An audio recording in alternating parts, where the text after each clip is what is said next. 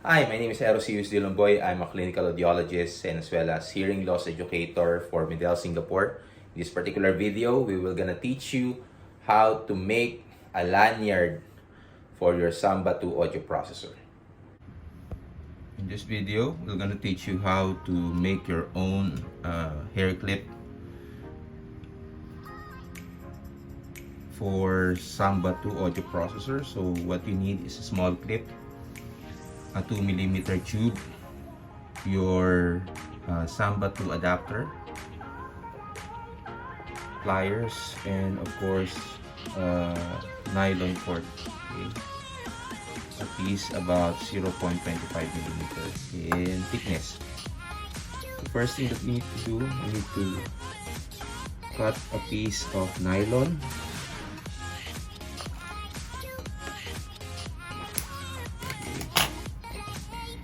And then with this nylon, we need to make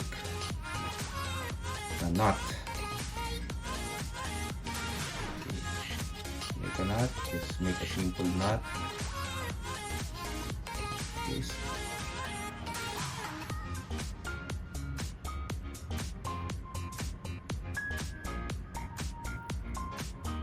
Just to hold your clip into your nylon. So,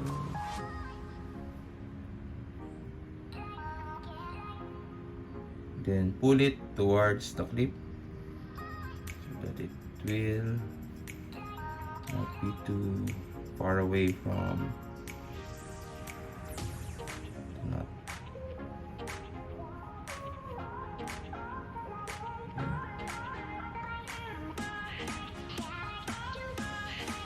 Alright.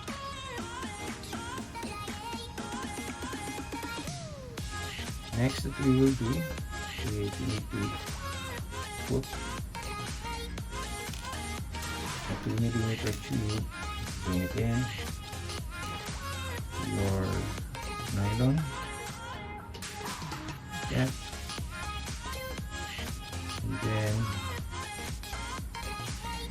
with your clip or with your Samba clip, put it in one side. Put it on the other side.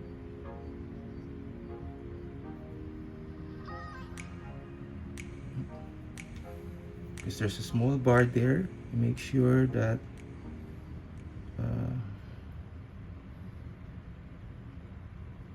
it's flipping up.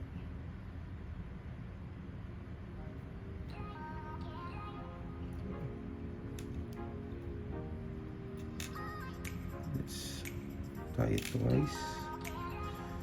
So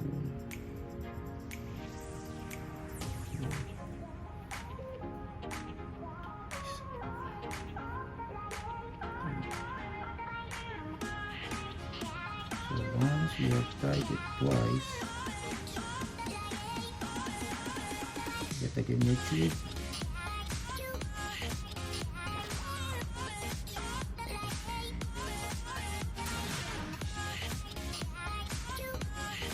Secure both.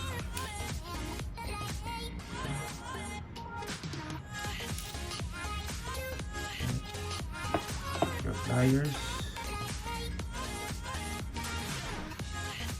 And lock it in place.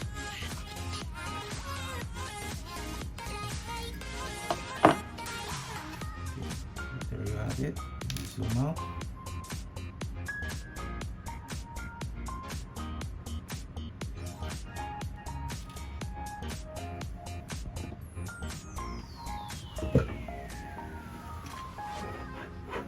Let's get the demo.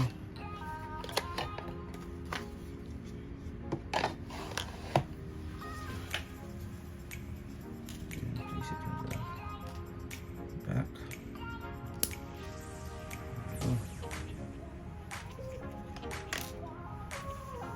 Samba 2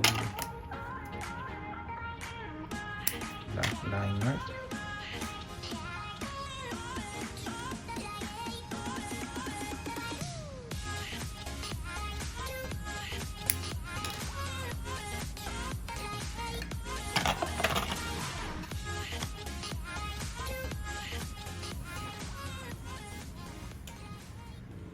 I hope you learned something new today.